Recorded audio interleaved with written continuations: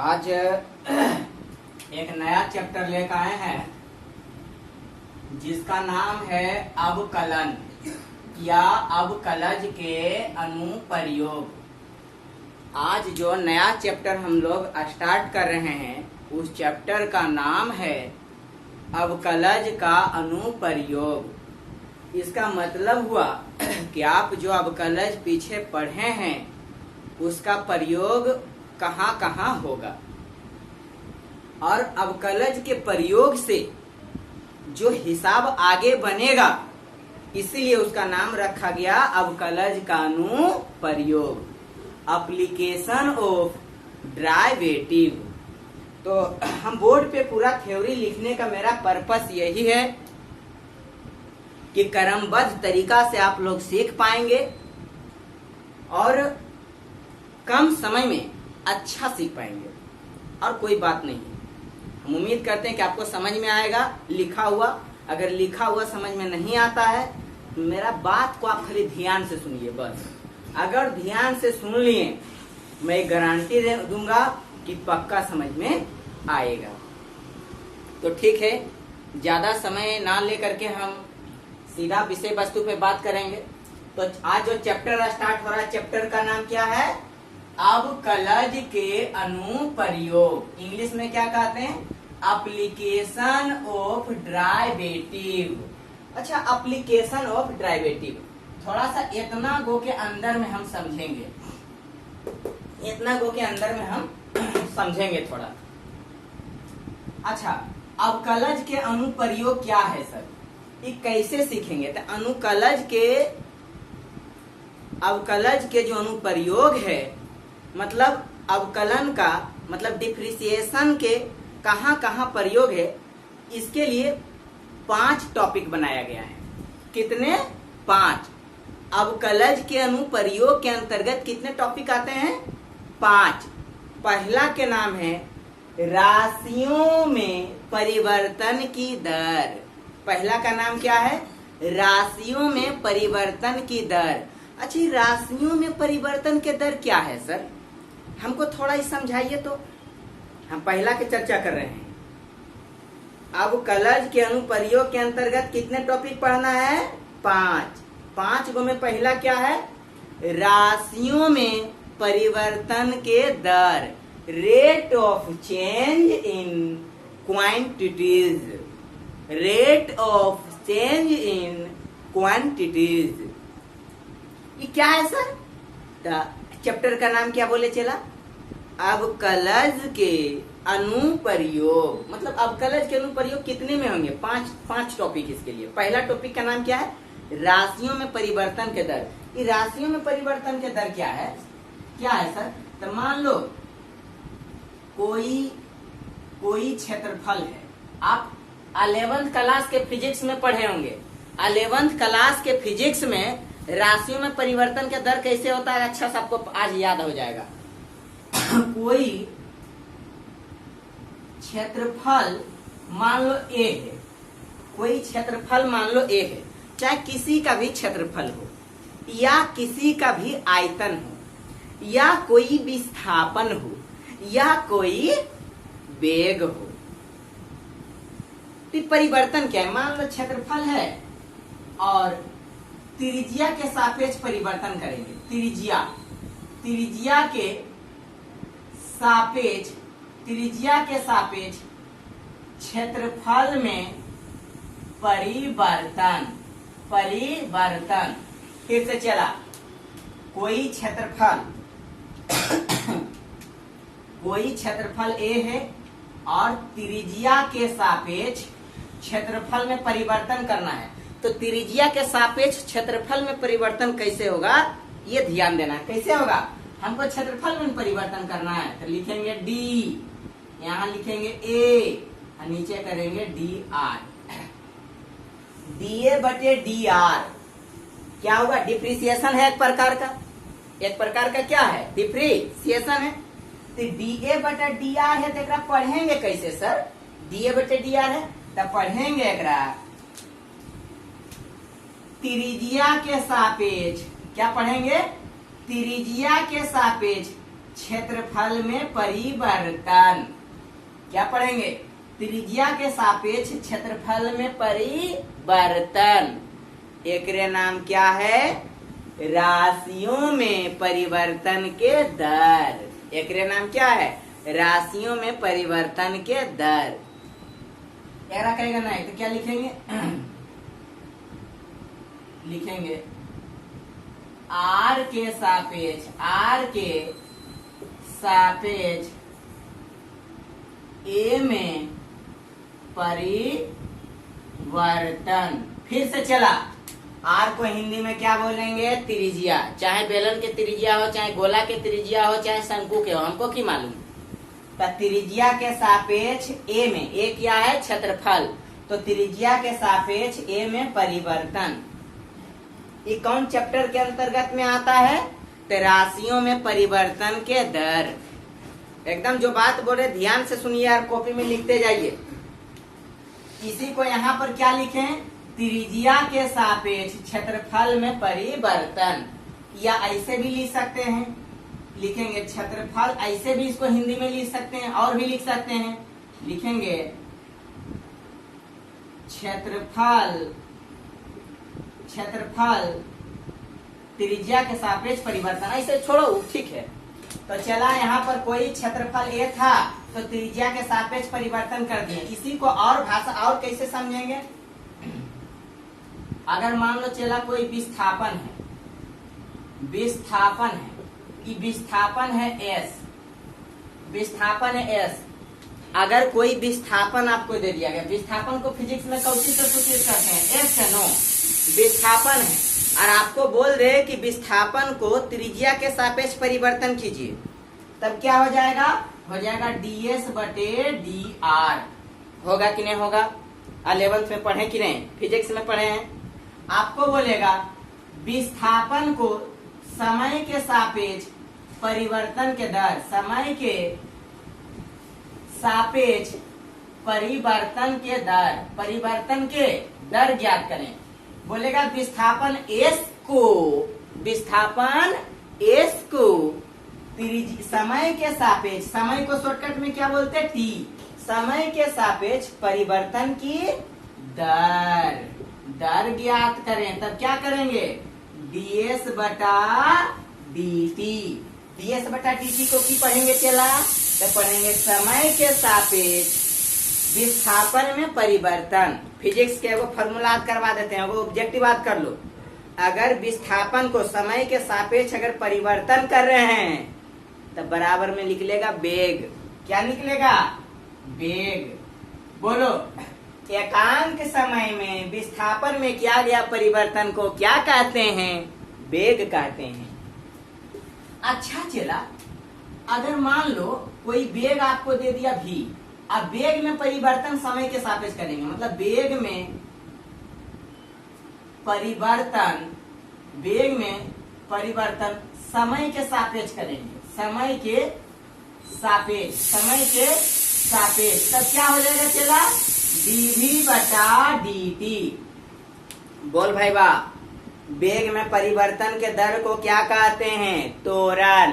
देखा, मैथ का प्रयोग है ना फिजिक्स में, है कि नहीं? जिसका मैथ मजबूत उसका फिजिक्स मजबूत। तब वेग में परिवर्तन के दर को क्या कहते हैं? त्वरण। क्या कहते हैं? त्वरण। तो चला, राशियों में परिवर्तन के दर, यही सब पढ़ना है इसके अंतर्गत। तो राशियों में परिवर्तन के दर आप पढ़ लिए। फिर से हमारा चैप्टर क्या चल रहा है? तो चल रहा है अवकलज के अनुप्रयोग। अवकलज के अनुप्रयोग में कितने टॉपिक पढ़ना है? 5 टॉपिक। कितने टॉपिक? 5। पहला टॉपिक क्या है? राशियों में परिवर्तन के दर। तो राशियों में परिवर्तन के दर है, आप समझ गए अच्छा से। दूसरा क्या है? वर्धमान और हर समान। दूसरा क्या चला? वर्धमान और हर समान। तो पहले एकदम इसको कॉपी में लिख लेना है जैसे जैसे पढ़ा रहे हैं, बल्कि वीडियो देख के छोड़ना नहीं। ये थ्योरी का मामला है। अगर थ्योरी आपको अच्छा से आ जाएगा तो मैं गारंटी देता हूँ कि अवकलज का अनुप्रयोग कहीं कोई दिक्कत नहीं होगा। तो दूसरा में क्या पढ़ना चला? अवकलज के अनुप्रयोग में क्या पढ़ना है?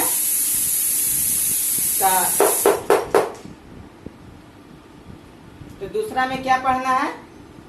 तो दूसरा में पढ़ना है वर्धमान और हर समान फलन। इंग्लिश में क्या कहते हैं इसको? इंग्लिश में कहते हैं इंक्रीजिंग एंड डिक्रीजिंग। इंक्रीजिंग का स्पेलिंग सुन लीजिए, INCREASING,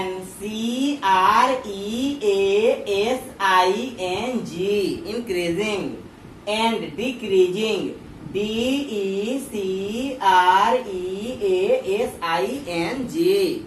फिर से अवकलज के अनुप्रयोग में कितने चैप्टर पढ़ना है? 5। पहला का नाम क्या है?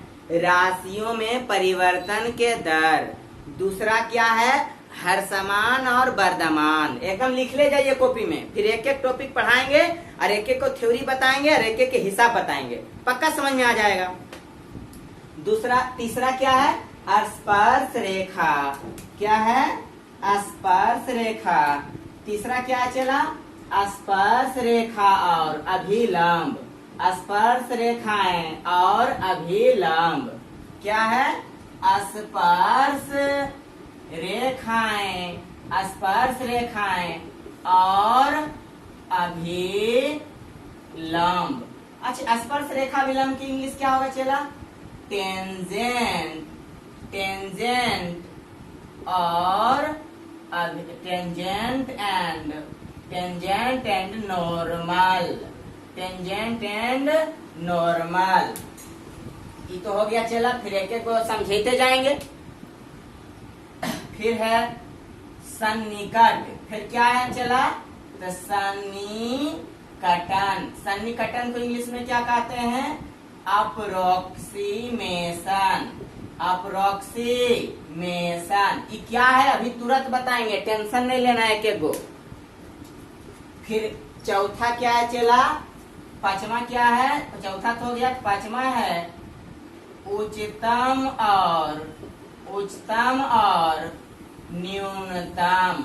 उच्चतम और क्या है? न्यूनतम।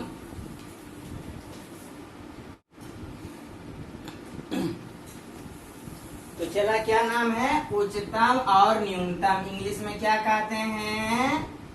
Maxima and minima, maxima and minima.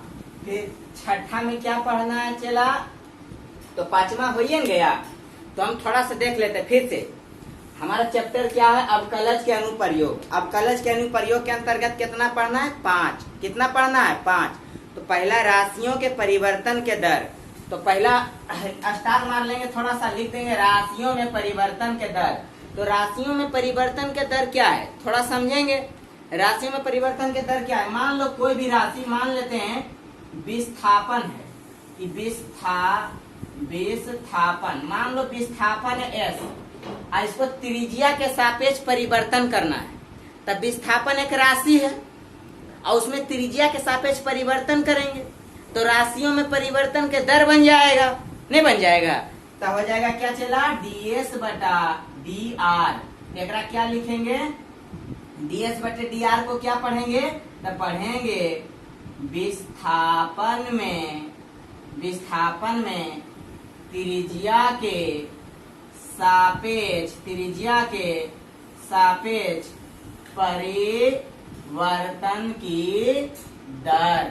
पढ़ेंगे, लिखेंगे कि नहीं लिखेंगे? त्रिज्या है R और विस्थापन है S, है कि नहीं है? तो DS बटा DR को क्या पढ़ेंगे चला? तो विस्थापन में क्या पढ़ेंगे? विस्थापन में त्रिज्या के सापेक्ष परिवर्तन की दर।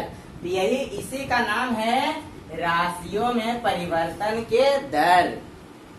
फिर चला, मान लो अगर कोई आयतन दे दिया आपको V, और आयतन में मान लो आयतन एक प्रकार के राशि है और उसमें तुमको राशि है तो राशि के परिवर्तन के दर ज्ञात करना है। राशि के जगह पर क्या है? आयतन।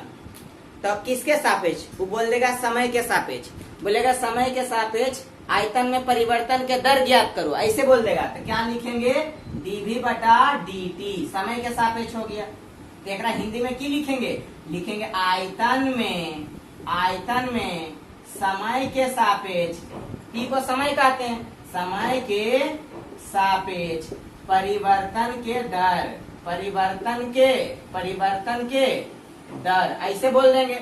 अगर चेला बोलेगा ना क्षेत्रफल में त्रिज्या के सापेक्ष परिवर्तन ज्ञात करो, तो क्षेत्रफल को कहते हैं ए, तो डी ए बटा डी आर लिखेंगे शॉर्टकट में, नहीं लिखेंगे। अगर बोलेगा चला आयतन में त्रिज्या के सापेक्ष परिवर्तन ज्ञात करें, तो जगह डी भी बटे डी आर। तो हम उम्मीद करते हैं कि राशियों में परिवर्तन के दर क्या है आपको अच्छा से समझ में आ गया होगा।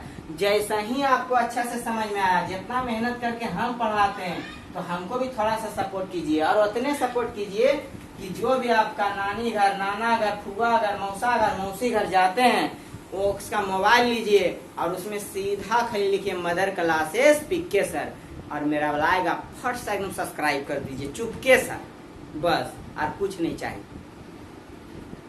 हमरा भी खुश, तुम भी खुश। दूसरा क्या है, तो वर्धमान और हर्षमान। दूसरा क्या सीखना चला, तो वर्धमान और हर्षमान क्या है, आप लिख लिए होंगे। फिर से नीचे स्टार मारेंगे, वहां लिखेंगे वर्धमान हर्षमान, और क्या उसको समझना है। इंग्लिश में कहते हैं इंक्रीजिंग एंड डिक्रीजिंग। मान लो चला कि y बराबर कोई फलन f(x), अगर मान लिया जाए यह x, ग्राफ से समझिए, ग्राफ से हर्षमान और वर्धमान समझेंगे। यह x, यह y, यह x डैश, यह y डैश, ठीक। मान लो चला कि कोई ग्राफ ऐसे है, y बराबर fx, y बराबर fx, किसी फंक्शन का ग्राफ ऐसे है, तो इसका मतलब क्या है, इसका मतलब यहां से अगर ऐसे चला तो x का कोई ना कोई मान होगा एक, अगर ये ऐसे है तो ये भी x का कोई न कोई मान होगा 2, अगर ये ऐसे है तो x का कोई न कोई मान होगा 3, अगर ये ऐसे है तो x का कोई न कोई मान होगा 4। अपना मर्जी समझा ले लिए आपको समझने के लिए। और चला कि एन भी आपको y बराबर मान लिख लेगा। अगर ई वाला ऐसे करेंगे तो y बराबर मान लो 2, 1 से कुछ बड़ा निकल रहा है, 1 से y का मान 1 से बड़ा। अगर ये पॉइंट है चला तो यहाँ से y के मान होता है, इधर y के मान रहता है, और इधर किसका मान रहता है, x का, और इधर किसका मान रहता है, y का रहता है कि नहीं रहता है, रहता है। तो चला इससे ग्राफ से हम की समझ रहे हैं कि फंक्शन में x का मान अगर हम बढ़ा रहे हैं तो y का मान भी ऑटोमेटिक बढ़ रहा है, x के मान बढ़ा रहे हैं तो y के मान भी ऑटोमेटिक क्या हो रहा है, बढ़ रहा है। तो कैसा फलन कहलाएगा, वर्धमान फलन कहलाएगा। कैसा फलन, वर्धमान फलन।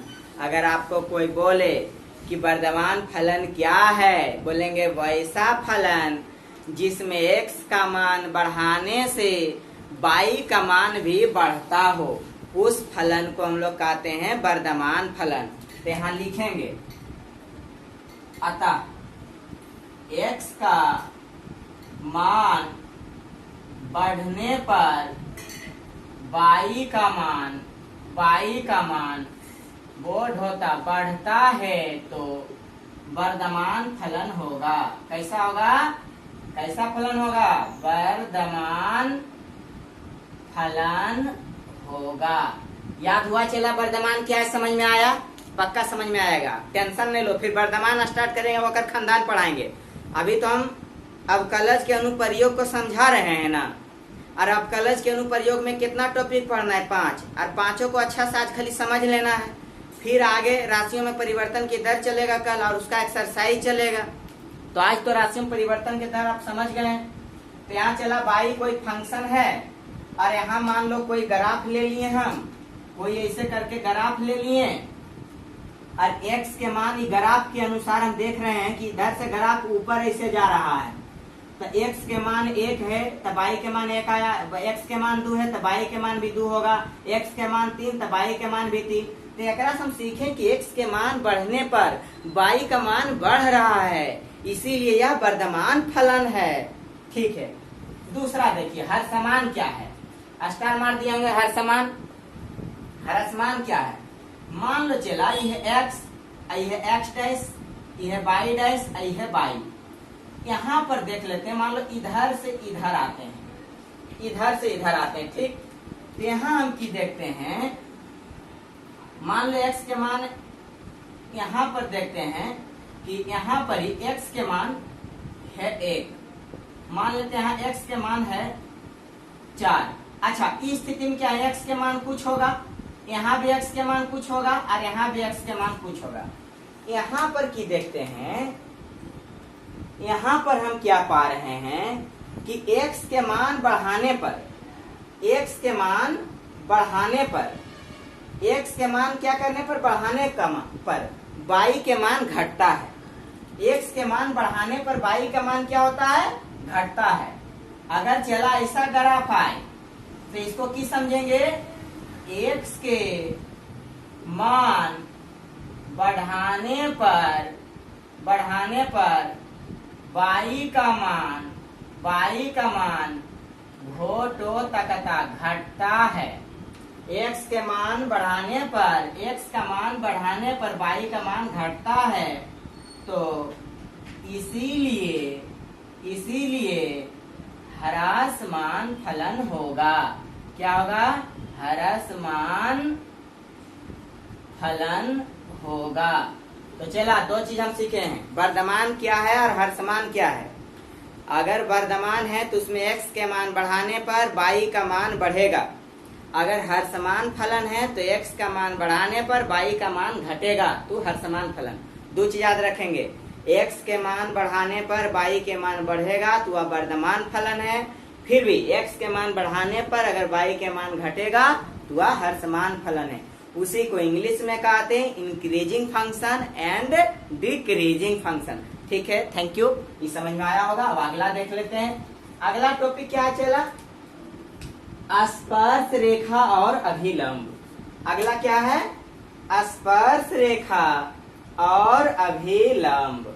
क्या है अगला, स्पर्श रेखाएं और अभिलंब। इंग्लिश में क्या कहते हैं, टेंजेंट एंड नॉर्मल। इसको भी ग्राफ से समझेंगे। मान लो चला ये x, ये है x डैश, ये है y, ये है y डैश। मान लेते हैं कोई ग्राफ है, y बराबर मान लेते हैं fx, कोई फंक्शन है। ठीक, कोई फंक्शन है y बराबर fx है। ठीक है, घेरा हुआ कंदरे वाला सीखना है, फंक्शन है। अच्छा, यहां से कोई स्पर्श रेखा जा रहा है, अगर ये कोई वक्र है, चला एकदम ध्यान से हमारी बात सुनना, ये कोई वक्र केकरा कहते हैं मास्टर, वैसा ग्राफ जो टेढ़ा मेढ़ा हो उसे वक्र कहा जाता है, कर्व कहा जाता है, ध्यान रहे चाहिए। और यहाँ से कोई टच कर रहा है, इस बिंदु को कहते हैं स्पर्श बिंदु। क्या कहते हैं, स्पर्श बिंदु। और ई रेखा के नाम क्या होता है, स्पर्श रेखा। और यहां से अगर कोई ऐसा लाइन आया, ध्यान से देखो, यहां से अगर कोई ऐसा लाइन आया है तो इस लाइन को कहते हैं अभिलंब। क्या कहते हैं, अभिलंब। क्या कहते हैं, अभिलंब। क्या बोलते हैं, अभिलंब। चला, ये वाला आपका रेखा है, तेकर नाम हो गया स्पर्श रेखा। और ये आपका कोई फंक्शन का ग्राफ है, वक्र है। और यहां से अगर ऐसे आया तो इसका नाम क्या होगा, अभिलंब। क्या होगा, अभिलंब। आपसे दो प्रश्न स्पर्श रेखा में ज्यादा पूछता है, एक पूछता है अभिलंब के ढाल, एगो पूछता है स्पर्श रेखा का ढाल। तो स्पर्श रेखा जब हम स्टार्ट करेंगे तो पूरा खानदान पढ़ाएंगे। अभी स्पर्श रेखा क्या है समझा रहे हैं, स्पर्श रेखा और अभिलंब क्या है समझा रहे हैं। तो स्पर्श रेखा इसको कहते हैं, स्पर्श रेखा वैसा रेखा जब कोई वक्र को छू के निकले, जब कोई वक्र को छू के निकले और उसी पर एक सोझा रेखा है तो उसी को कहते हैं अभिलंब। ठीक है, समझ में आया होगा, हम उम्मीद करते हैं। फिर अगला चला सन्निकट। एकदम कॉपी में लिख लिख के बनाइएगा, हमारा तो लिखल है। क्या है सन्निकट, इंग्लिश में क्या है, अप्रोक्सीमेशन। AROXIMATION, approximation. अच्छा, सन्निकट क्या है सर जी, क्या है सन्निकट, थोड़ा समझाइए ना। तो आपसे बोलेगा 0.009 पर पावर 1/3 का मान ज्ञात करें, मान ज्ञात करें। तो क्या देखो 0.009 पर पावर 1/3 तो इसका मान ज्ञात करेंगे नहीं तो इससे तनी को छोटा आएगा या तो तनी को बड़ा आएगा, ओकरे कहते हैं सन्निकट। क्या कहते हैं? सन्निकट। अगर आपसे बोलेगा कि 25 का मान ज्ञात करो तो तुम तो डायरेक्ट जानता है 5। उसी प्रकार 0.009 पर पावर 1/3 का मान ज्ञात करें तो क्या अंतर्गत पढ़ना है? सन्निकट के अंतर्गत। समझ में आया सन्निकट? ठीक। अब अगला देख लीजिए। अगला है चला उच्चतम और न्यूनतम। उच्चतम और न्यूनतम। उच्चतम और न्यूनतम। तो उच्चतम न्यूनतम क्या है ग्राफ में समझेंगे। यह x, यह x डैश, यह y, यह y डैश। चला मान लो कोई वक्र ऐसे है। वक्र क्या है? वक्र आता कहाँ से है सर? तो y बराबर कोई फंक्शन दे ले रहेगा मास्टर।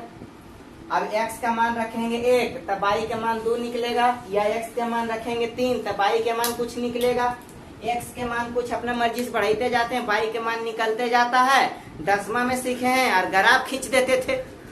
मान लो ऐसा कोई ग्राफ आया, तो ग्राफ का कोई तो कोई बिंदु होगा, या तो उच्चतम बिंदु होगा या तो न्यूनतम बिंदु होगा। तो मान लो चलो यहाँ पर ही कोई बिंदु है न्यूनतम बिंदु। यहाँ पर क्या है? न्यूनतम बिंदु। मान लो x का मान न्यूनतम है, इसको क्या बोलेंगे? बोलेंगे इस बिंदु का नाम क्या होगा? इस बिंदु का नाम लिखेंगे न्यूनतम। न्यूनतम मान है। न्यूनतम मान है। अगर मान लो यहाँ पर आपका अधिकतम मान आ रहा था, यहाँ इस पॉइंट पर आपका अधिकतम मान आ रहा था, क्या लिखेंगे? उसको क्या लिखेंगे? यानी कि इसके अंतर्गत में न्यूनतम मान कहाँ है? न्यूनतम मान कहाँ पर उच्चतम मान होगा। उच्चतम मान होगा।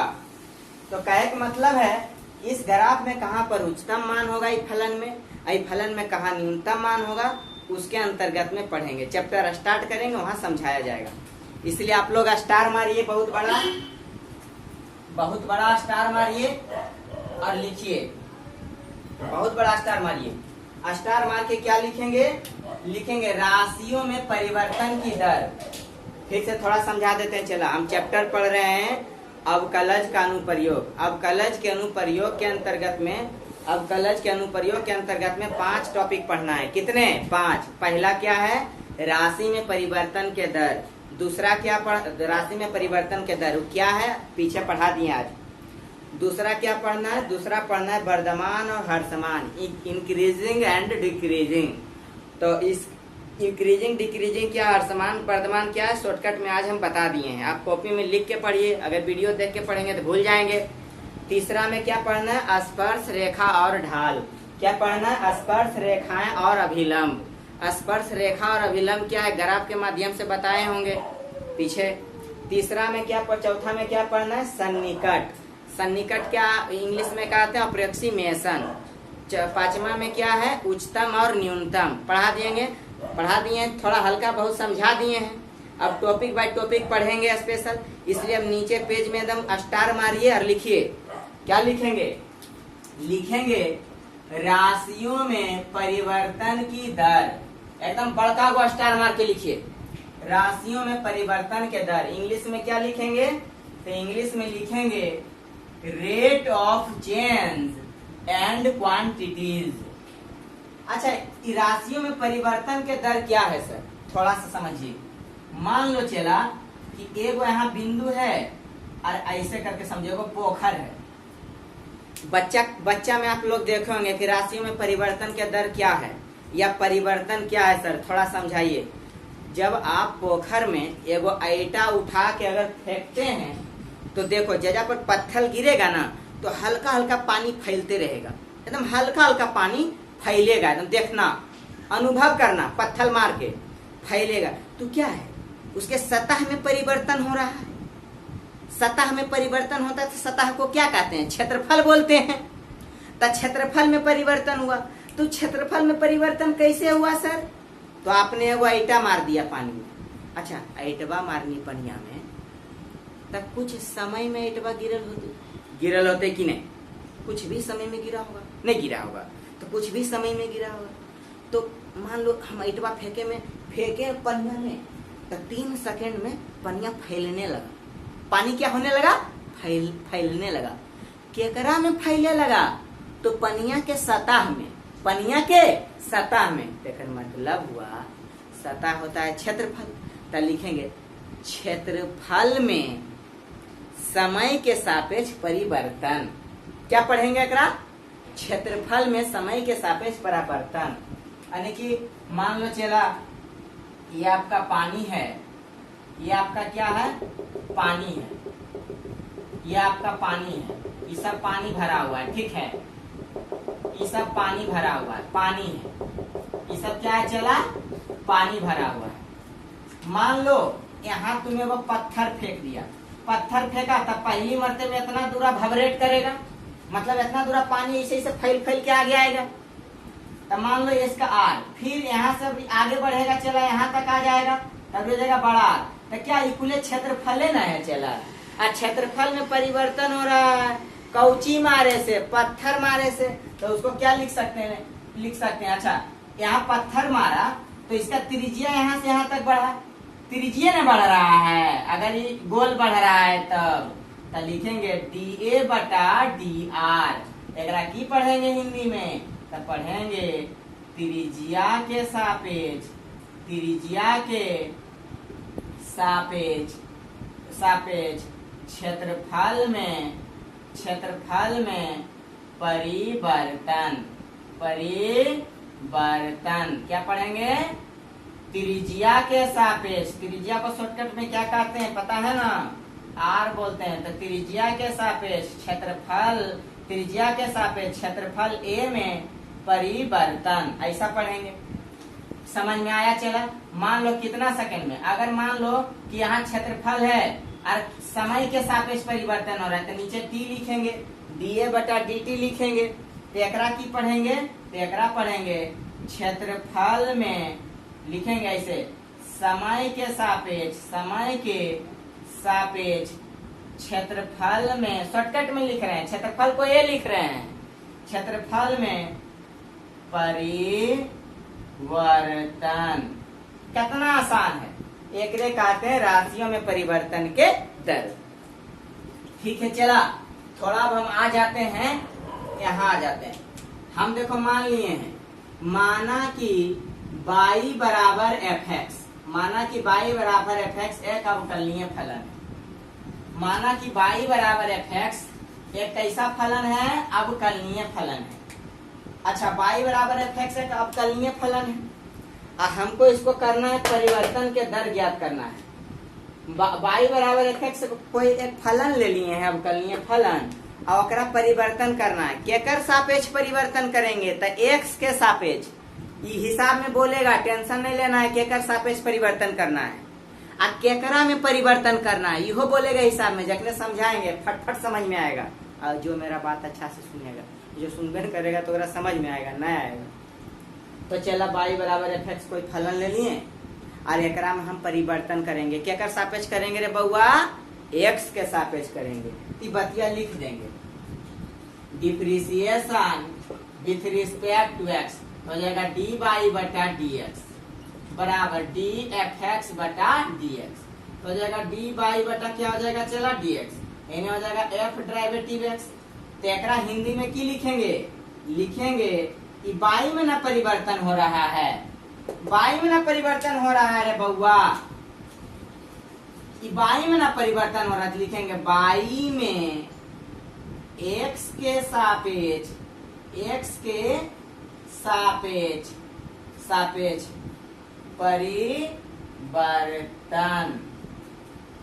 परिवर्तन है। फिर से देखो चला, y में परिवर्तन हुआ, केकर सापेक्ष? x के सापेक्ष। तू तो उत्तर में आया, मतलब x के सापेक्ष, मतलब y में परिवर्तन x के सापेक्ष, मतलब y में x के सापेक्ष परिवर्तन के दर, ऐसे पढ़ सकते हैं, परिवर्तन के दर है। कते ऐसे लिखेगा एकरा, या में लिखेगा x के सापेक्ष y में परिवर्तन परिवर्तन के दर, दोनों ठीक है। अगर कोई लिख रहा है y में x के सापेक्ष परिवर्तन के दर, वो ठीक। कते लिखेगा x में, कते लिखेगा या x में x के सापेक्ष y में परिवर्तन के दर, तो वो सही है। यहाँ तक समझ में आया? आया। अगर चला तुमको अगर dv बटा dt रहेगा तब एकरा की लिख सकता है। एकरा की पढ़ेगा तुम? तो एकरा पढ़ेगा v मतलब आयतन। क्या पढ़ेंगे?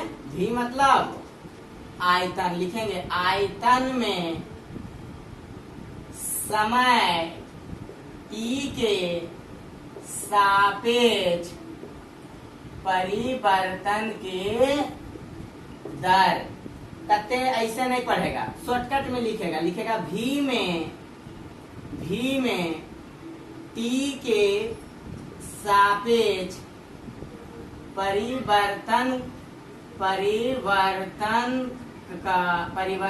के दर। तो इहो सही है, शॉर्टकट में लिखा। एकरो पढ़ेगा आयतन में समय के सापेक्ष परिवर्तन के दर, आराम है लिखना। तो चला आपसे अगर कोई पूछे कि चल रहा लो रे, तो सीधे बोलना है अवकलज के अनुप्रयोग चल रहा है। वो तुमसे सवाल करेगा अवकलज के अनुप्रयोग क्या है। हम बोलेंगे अवकलज के अनुप्रयोग यह है कि जौन जौन हिसाब में डिफ्रेंशिएशन करके बनाएंगे ओकरे नाम होगा अवकलज के अनुप्रयोग। दूसरा बात, तुमसे तीसरा सवाल करेगा वो लड़का, कहेगा कि इसके अंतर्गत कितना टॉपिक पढ़ना है? तो 5। पहला क्या? राशियों में परिवर्तन के दर, एकदम एक बगल से अच्छा से समझाए हैं। फिर पढ़ना है वर्धमान और ह्रासमान, एक थोड़ा सा समझाए हैं। फिर पढ़ना स्पर्श रेखा और अभिलंब, इहो समझाए। फिर चौथा में है क्या? सन्निकट। और पांचवा में क्या है? उच्चतम और न्यूनतम। तो एक एक टॉपिक लिख लिख के समझाए हैं। आप भी कॉपी में उम्मीद करते हैं कि लिख लिख के समझ रहे होंगे, तो पक्का समझ में आएगा। और जो व्यक्ति नहीं लिख रहा होगा मरे, कोई दिक्कत नहीं।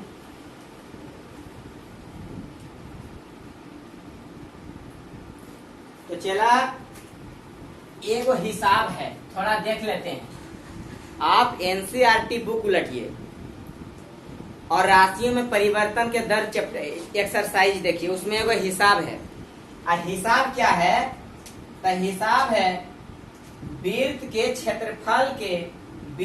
क्षेत्रफल के परिवर्तन की दर, मतलब वृत्त के क्षेत्रफल के परिवर्तन के दर त्रिज्या के सापेक्ष ज्ञात करें।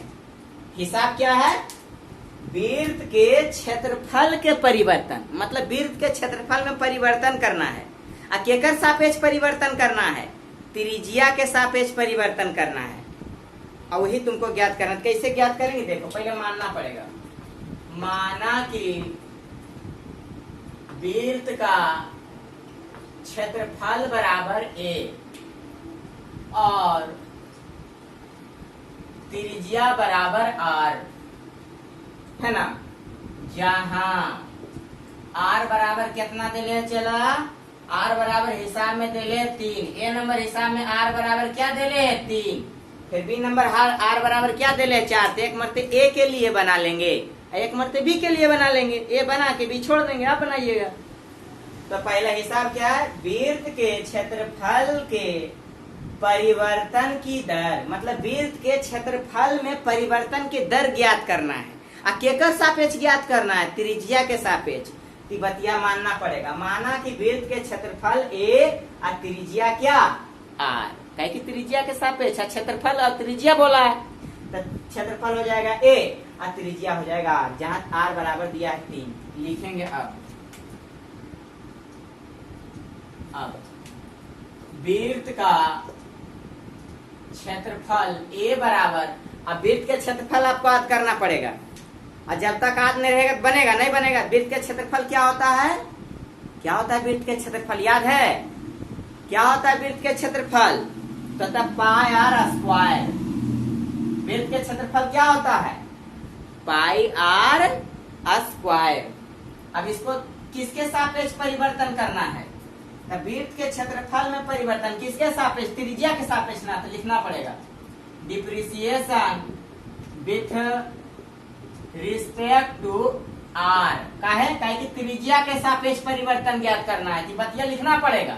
Depreciation with respect to R हो जाएगा DA बटा DR बराबर पाई हो गए कॉमन DR स्क्वायर बटे DR ये होगा हो जाएगा DA बटा DR जहां R बराबर क्या दे रहे हैं चला 3 तो देखो यहाँ लिख दिए 3 आई हो जाएगा पाई आई का डिप्रिसिएशन क्या होगा 2R होगा कि नहीं होगा हो गया पाई 2 और R के मान कितना है यहाँ 3 यहाँ बैठा देंगे 3 हल करेंगे तो हो जाएगा 6 पाई यह हो गया आपका आंसर।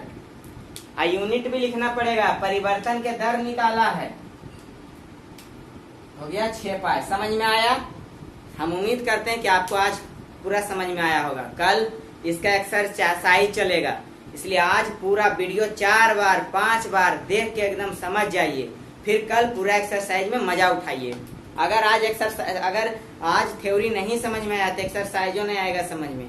और हम क्या जैसे हम पढ़ाए उससे अगला पढ़ाएगा हो सकता है हमसे कम में बोल के पढ़ाए हमसे भी घटिया समझ में आएगा वजन इसलिए मन लगा के एकदम समझिए।